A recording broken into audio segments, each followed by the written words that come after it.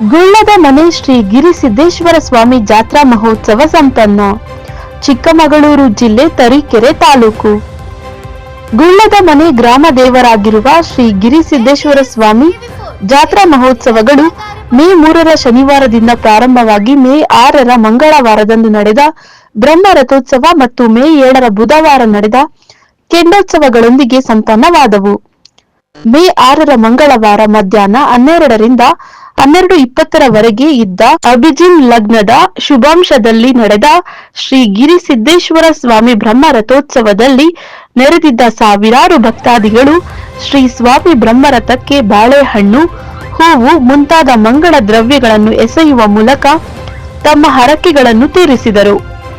ಮೇ 7ರ ಬುಧವಾರ ಬೆಳಗ್ಗೆ ಕೆಂಡದ ಗುಂಡಿ ಬಾವುಟದ ಹರಾಜು ಪ್ರಕ್ರಿಯೆಯೊಂದಿಗೆ ಹುಲಿ ವಾಹನದೊಂದಿಗೆ ನಡೆದ ಶ್ರೀ ಗಿರಿಸಿದ್ದೇಶ್ವರ ಸ್ವಾಮಿಯ ಕೆಂಡದಾರ್ಚನೆ, ಅನಂತರ ಬಾಗಿಲು ತಡೆಯುವ ಶಾಸ್ತ್ರದೊಂದಿಗೆ ಶ್ರೀ ಸ್ವಾಮಿಗೆ ಮಹಾಮಂಗಳಾರತಿ ಮಾಡಿ ನೆರೆದಿದ್ದ ಸಾವಿರಾರು ಭಕ್ತಾದಿಗಳಿಗೆ ತೀರ್ಥ ಪ್ರಸಾದ ವಿನಿಯೋಗ ವಿತರಿಸಲಾಯಿತು.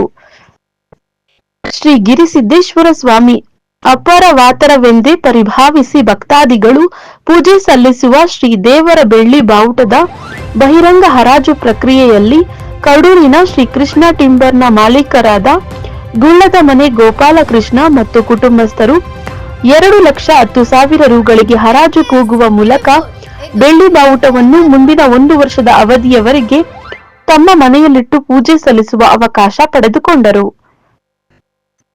ವರದಿ ಪ್ರದೀಪ್ ಹೆಚ್, ತರೀಕೆರೆ.